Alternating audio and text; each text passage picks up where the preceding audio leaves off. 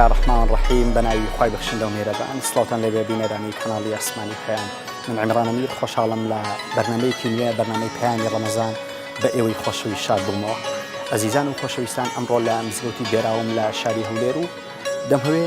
هەست و نستی ئەو خەڵکی کە لێرە بەشدارە و لێرە بەربانگەکەنەوە و مامۆستای ئەم مزگەوتێتان بۆ وەرگرم بزانین ئاخۆ ئەوان ڕەمەزانیان کردووە بەچی و دەبین لە ڕەمەزانان ئێمە چی ئەنجام بدەین و پێویستە ئەم ڕەمەزانە کە بەتایبەت لە وەرزێکی فێنەکە و جیاوازە لە تەواوی ڕەمەزانەکانی تر بزانین لای ئەم هەوڵاتانی کە لێرەش بەشدارمەوەی کە لێرەش ڕۆژ و ئەشکێنێتەوە ڕۆژ و فتارەکاتەوە بزانین لای ئەوانیش وایە کەم ڕەمەزانە جیاوازە لە ڕەمەزانەکانی تر و دەمهەوێ بەتایبەت ئەمە بپرسم بزانین هاوڵاتیانی شاری هەولێر ڕەمەزانیان کردووە بەچی و لە ڕەمەزاناندایان هەوێ چی ئەنجام بدەن. تاوتوێن بابەتانە لەگەڵ نوێش خوێنان و لەگەڵ ڕۆژوانان دەکەین و لەگەڵ مامۆسای ئەم مزگەوتەیە دەکەین لەگەڵمان بن و بینەر و بیسەرمان بن با ڕاوسەرنجیاوانتان بۆ ئێوە بگوازینەوە.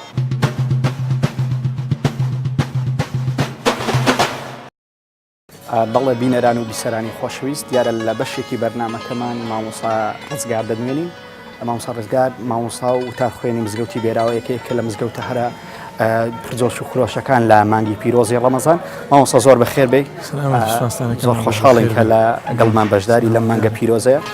مامۆسا مزگەوتەکەتان جۆش و خرۆشێکی زۆری پێوە دیارە لە مانگی ڕەمەزان.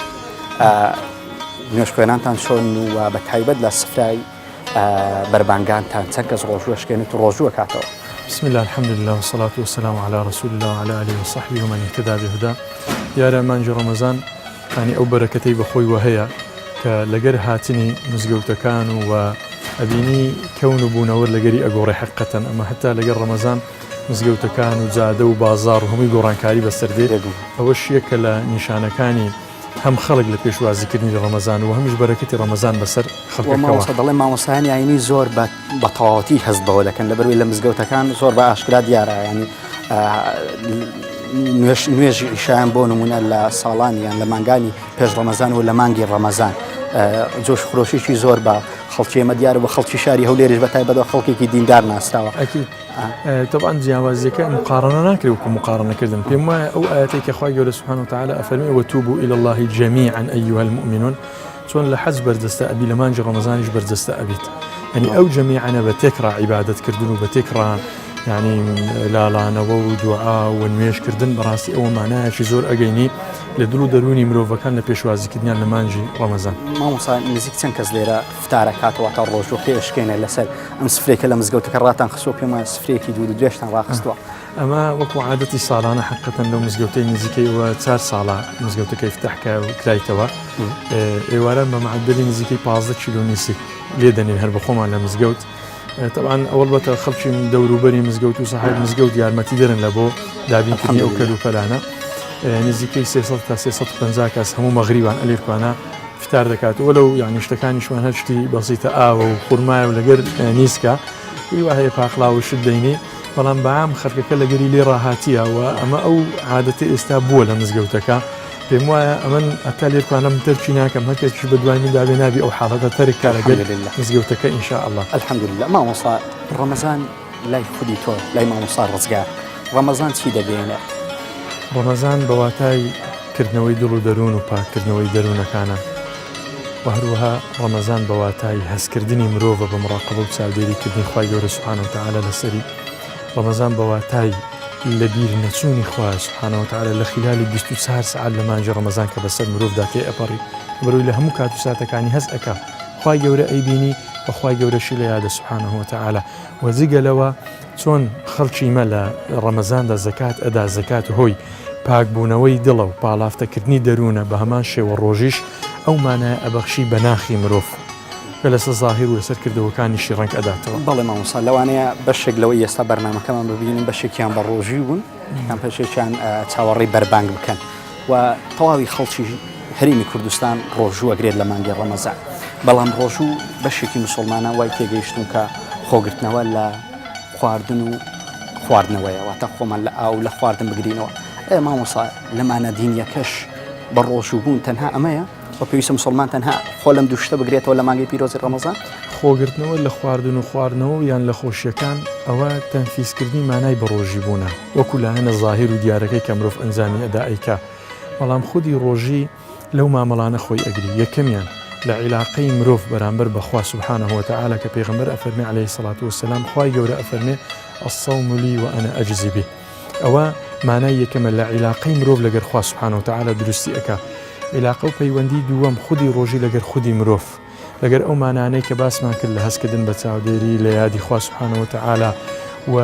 بەمانای پاکردنەوەی ناوناخ و وەجێبەجێکردنی شەعائیرەکانی ئیسلام بەو زاهر و بەو جۆش خڕۆشەیەکەوە هەیە ئەوە مانای دووەم مانای سێیەم کە بەڕاستی ئەوە مانایەکی زۆر گرنگە لە ڕۆژی ئەویش کە پێغەمبەر عليه الصلاة والسلام ئیشارەی پێ ئەکا و ئەفەرمێ من لم يدع قول الزور والعمل به فليس لله حاجة في أن يدع طعامه وشرابه ئەفەرمێ ئەگەر کەسێک کاتێک کە بە ڕۆژی ئەبی ئەو ڕۆژیە وای لێ نەکا لە مامەڵەکردنی لە قسەی لە ڕەفتاری لە هەڵسوکەوتی لە ناخودڵ و دەرونی لەگەر ئەو خەڵکەی کە لە دەوروبەری مامەڵەی لەگەر ئەکات ئەگەر ڕۆژی کاریگەری لەسەر دروست نەکا لە ئەوی مامەڵەی جوانکە لەگەر ئەو خەڵکەی کەوا ئەژێ خوای گەورە سبحانه وتعالى پێویستی بە ڕۆژی ئەو کەسە نییە بەواتای ئەوەی خوای گەورە سبحانه وتعالى بەروبوومی ڕۆژی ڕاستە پاداشەکرد لای خوایە بەڵام بەروبوومی ڕۆژی ئەوەیە نەتیجەی ڕۆژی بشێتەوە لە تەعاملی جوان لەگەر خێزانە لەگەر ماڵ و منداڵە لەگەر جیرانە لەگەر ئەو خەڵکی کە تەعاملی ئەگەر لەگەر ئەکا دوکانداران یان ئەوانەی کە بازرگانی دەکەن لەم مانگەیە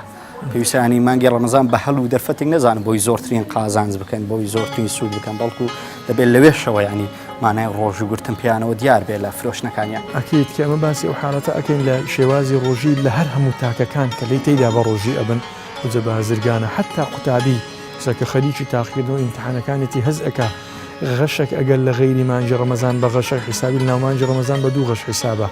مامۆستا کاتێک کە مراقبە ئەگری ئەگەر ئەجرێک وەربگری لە پێش ڕەمەزان بەڵام ئێستا دوو ئەجر وەرئەگری ئەوە کەسی بازرگان وە کەسێک کە لە ماڵەوە حتا ئافرەتێک کە شیو ئامادە ئەکا لە بۆ منداڵەکان و لە بۆ خانەوادەکەی ئەوانە هەمومانایە لە هەموو لایەنەکانی ژیان بەدەستە ئەبی کە ئەساسی سەرەکی عیباتەکانە لە ئەنجامدانی دەستە خۆش بێ زۆر سپاس بۆ تۆ مامۆستاکە لەگەڵمان بەشدار بوویت بینەران و بیسەرانی خۆشەویست من هەر لە مزگەوتی بێراوە لە شاری هەولێر دەمێنمەوە و دەمهوێت بەشێک لەو کەسانەی کە ئێستا خەریکن لێرە بەربانگەکەنەوە و ڕۆژوەکەیان نەشکێنن ڕاو سەرنجی ئەوانیان بۆ بگوازمەوە بزانین ئاخۆ ئەوان ڕەمەزان بەچی تێگەیشتون و ڕەمەزانیان کردووە بەچی وەستێکی چۆنیان هەیە کە بۆ دوای ماوەیەکی زۆر یعنی کە ڕەمەزان لە هاوی نابوو وردە ڕەمەزان ئێستا کردۆتە وەرزێکی فێنک بزان ئەوان هەستێکی چۆنیان هەیە و حاڵ ئەحواڵیان لەگەڵ ڕەمەزان چۆنە لەگەڵمان بمێننەوە ئەوان بۆ ئێوە وەردەگرن و بینەر و بیسەرمان بن.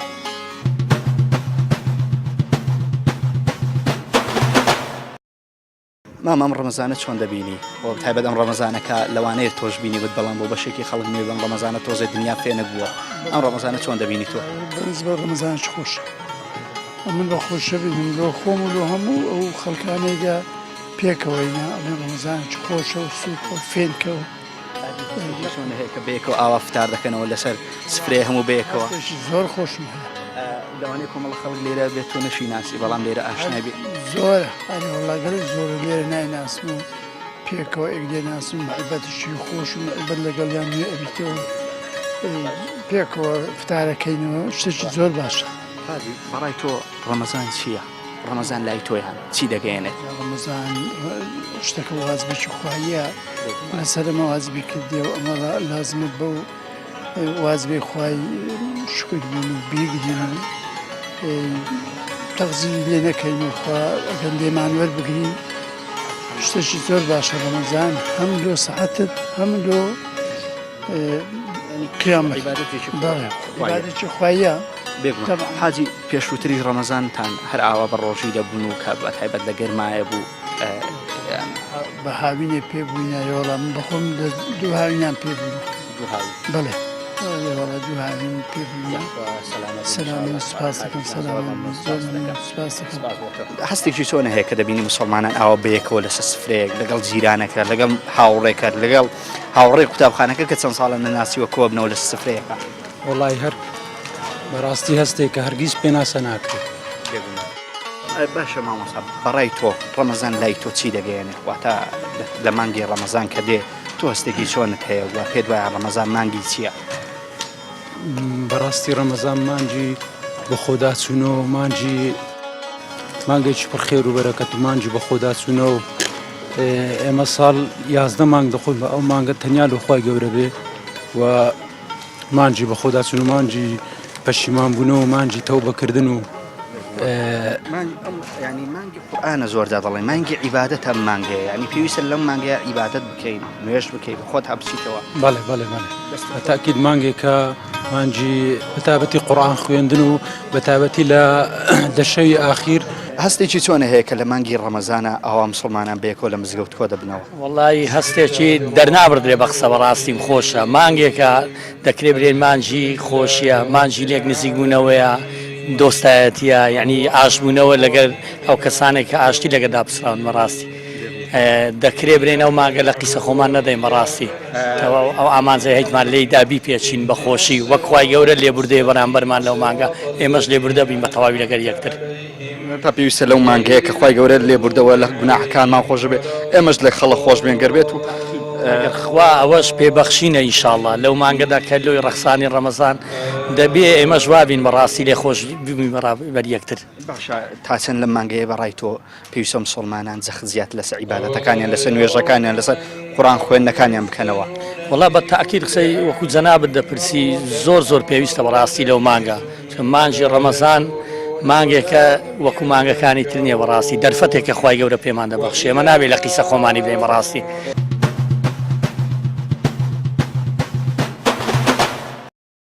حاجی جان چۆنی لەگەڵ ئەم ڕەمەزانە لەگەڵ ئەم فتارەکە بەیەکەوە دەیکەن خی بە زیادبی گەلێگەلی ڕەمەزانێکی خۆشە و خی گەورە لێمان قبول بکە و لێمان وەرگی لۆمان داخی دەفتەری ئەعمال بکە لە ڕۆژی قیامەت الحەمدولله لەخوا بە زیادبی کەوا بەخۆشت دەبینی کەوا چەند مسلمان دانیشتن لەو مزگەفتەی ئەنوە عشکار تەعامیان لە پێشە و خی گەورە لێمان بکە گەرم و گوڕیەشی ینی جیاواز لە مزگەوتەکانی تر ئەگەرچی لە مانگی ڕەمەزان هەموو مزگەوتەکان گەرم و گوڕم بەڵامە لێرە کەش ینی خەڵکێکی زۆری لێە بەتەمان بەیەکەوە فتار بکەنەوە ڕۆژ و بشکێن هەستێکی چۆنە هەیە کە دەبین لەگەڵ ئەم مسلمانانە لەسەر سفرێ کۆبوونەتەوە وڵای ئمە بڕوای خۆم وایە کە لە زۆر مزگەفتان قەرەبارەقترە و مسلمانی زیاتر دێتی و ماشەڵڵا هەموو شتێکیش ئامادەکراوە بەڕای تۆ ڕەمەزان چی دەگەێنە لای تۆ یان ڕەمەزان چیە کاتێ مانگی ڕەمەزان دێت تۆ هەستێکی چۆنت هەیە ڕەمەزان کە دێتن ئینسان زیاتر شعن دەبتۆ لە مانگەکانی دیکە عیبادەتی زیاتر تێدا لەخوا بە زیادبی نوێژکردنە تەراویعە ذیکرە عیبادەتە قورئان خوێندنە هەموو شتەکە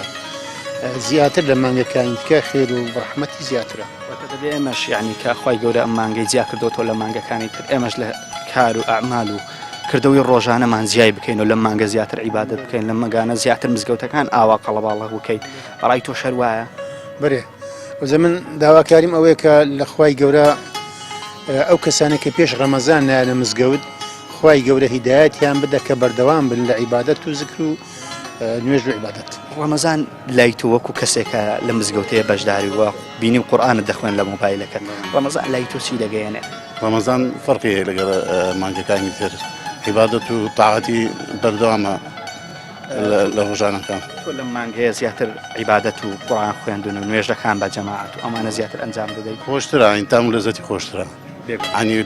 لەگەڵ ڕۆژەکانی دیکە خەرکەکە زیاتر خەڵدەکەەوە خەرکەکە زیاتر ینی وەک بری شحنێکی ئەنتیکەی تێدا لەگەڵ ڕۆژەکانی دیکە ینی خۆشەویستی و محەبەتی خۆشەویستی پیا دەبیت لە مابینی مسلمانەکان ینی خۆشترە ینی ئەسنای دانیشتن و فتارکردنەوە شیوە زۆر خۆشترە یعنی هەمووشمان کۆ کاتۆ بزانم هەرێکی خەڵکی ماڵێکن هەرێکی لە ماڵێکاتەوەی لە سفرەیە کۆبوونەتەوە دانیشتەکەی ئێواران گەڵ خۆشترە ینی کە فتارەکەی دەکەی و دوای فتارەکەی دەچیوە ماڵێ ینی خۆشیەکەی نازانم وەسف ناکرێت حاجی مامۆستا چۆن ئەحواڵتان لەگەڵ ڕەمەزانێ زۆر سپاس دەکەم مامۆستا تۆ ئەلێرە بەشداری وەکو کەسێ وەکو هاتووی لێرە ڕۆژەکەت بچێن هەستێکی چۆن هەیە کە دەبینی لەگەڵ ئەم هەموو مسلمانە بەیەکەوە فتارەکەنەوە ڕۆژەکەتان دەشێن ئەم بەربانگە دەکەنەوە زۆر جار ناوی دەبێت جژنی ینی خۆی لە خۆی ئێرە دەبێتە جژنێکی زۆر ئێرە بە جژن ناو دەبێت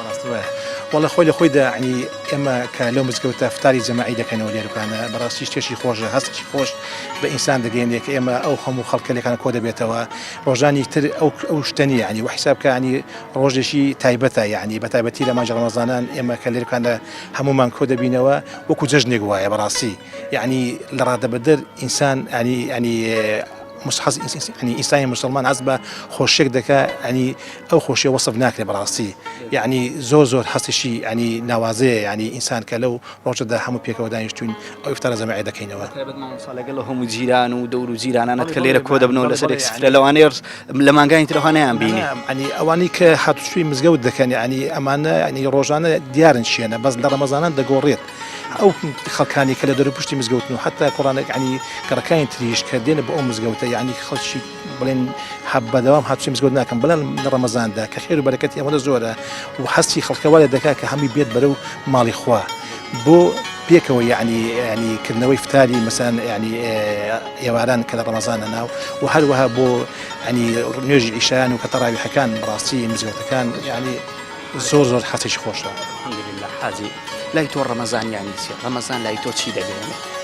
رمضان يعني ما قشي خير وخوشية حسي شي خوش بمروف دبخشيت كلو ما قدا كما قش تايبتها كخواي جورا كبخوي القرآن ضلي حمشتي كذا وكان إنسان بخويتي تنها رجوبه منه بويا إما كلو ما قدا كإما بروج دبين حسي شي وما لا رزبي كعبادتك تايبتها بخواي جورا كإما ديك لو ما قدا براسي حسي شي خوش يعني زور بأساني ناتو من إنسان داري مريض أجر طبعا عبادة زورة لو أنا كاسبي كردم بول مالهم داوتش عبادة بلام أم رجوة تعبة بوخوا بالي خوي يقولوا بخوي القرآن ده دخل يعني أو هموشتك يعني كأكود ديك كارو كاسبيته يعني نويج أو هموي بلاك وبس تنهار رمضان ضليه أزركي لا منها يعني أزركي أمود جورية يعني أمانات يعني مثلا ديب كين سند يعني أمود جورية يا أخو حازي ما مصبريتو يجسم مسلمان رمضان شيء أنزام بده زقلوي كبروج وابن خويا لخوارت نخوارنا وكم بيست شيء تريج بمرايته أخو أو دياره مثلا بيزقلوي كإنسان مسلمان كلو رجل لما جرى رمضان بروج دبي بيست كملك شتيه كخولي دبي يعني كسرّي مثلا خوارنا مثلا كاري خرافة مثلا هروها نظر كردنا هروها يعني بدهم رازنوي مزقوتانا يعني هاتني أبو هيجيز أو بيزقلوا يعني كدين بو عبادش مثلا مزقوت كان يعني دبي أو ما قز زيادة عبادة كنا مزقوت كان براسي نقل مالكان يعني مالكان يخوازات الأوادم بكتوا لو ما قدر شو كمان قشي زوج البيروز مباركة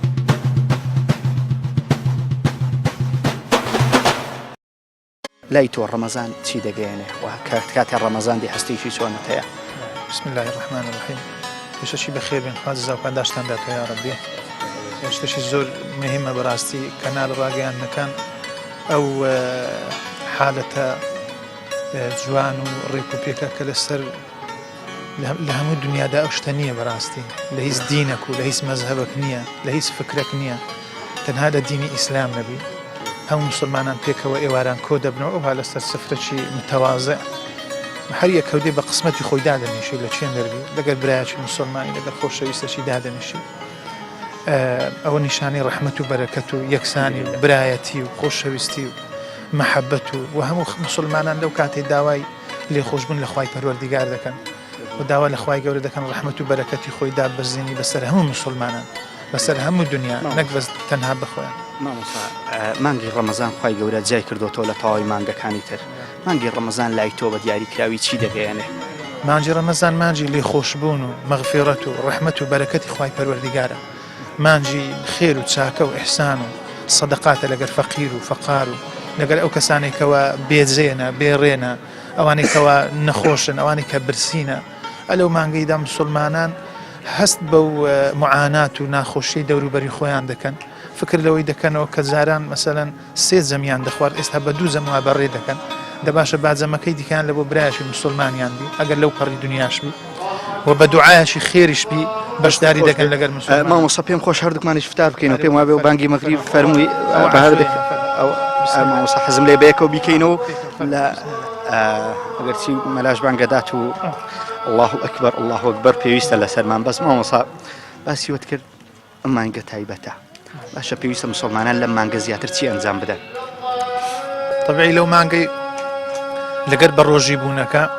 قرتنوي زمانيان دامينيان همو اندامكانيان لجناح ولا تاوان و او اندامان لا بيشتر اگر لجناح وتاوان بكار هندرايا با لو مانجا لخير وساكه واحسان بكار به لباشا بكار به لرزو احترام ودوستايتي ومحبه وخوشويستي بكار به هندري لزياتي رخلي بونوا لە زیاتی خۆرخکردن و لە زیاتیەوەی کە تەنها بەس لۆ خۆم بی و بەس بە خۆم بمەوێ با لە بۆ دەوروبەری خۆشم بژم هەندێک لەگەر ئەوەی کە لە بۆ خۆشم لە بۆ مار و مندارم دەژم بە هەندێک لە بۆ دەوروبەری خۆم بشم تا یعنی ئینسان فێری تەزحیەدان بی فێری قوربانیدان بی فێری ئەوە بی کە بە عیلمت بی بە ماڵت بی بە سامانت بی بە کات و ساتت بی بە هەر شێوازێک لەو شێوازانی کە خوای گەورە پێی بەخشی لە بۆ دەوروبەری خۆت بژی. بەڵێ بینەران و بیسەرانی خۆشەویست ئەوەی گوێبیستی بوون ڕاوسەرنجی کۆمەڵێ نوێشخۆنی مزگەوتی بێراوە و مامۆسا ڕزگار مامۆسا مزگەوتی بێراوە بووکە بە کۆمەڵی قسەی نەستەق بەشدار بوو لە بەرنامەکەمان. ئەڵقەی ئەمجاری بەرنامەی پەیامی ڕەمەزانم پێشکەشکردن بەو هیوایی ئەم ڕەمەزانە کە کۆمەڵی پەیامی گرنگی تایە و مانگی بەخۆداچوونەوە مانگی قورئان و مانگی زیکر و مانگی عیبادەتە هەمومان ئاوا پێشوازی لێ بکەین و ئاواش بەڕێی بکەین بە عیبادەت و پەرستش بۆ خوای پەروەردیگار. ئەڵقەی ئەمجارم پێشکەشکردن سوپاس بۆ هەردوو وێنەگری خۆشەویستم عەبدوڵڵا قەهار و یونس سارمەمی تا ئەڵقەیەکی تر و بەرنامەیەکی تر و لە مزگەوتێکی تری شاری هەولێر بەیوەی خۆشەویست شاد دەمەوە بەخوای گەورەتان دەسپێرم خواتان لەگەڵ.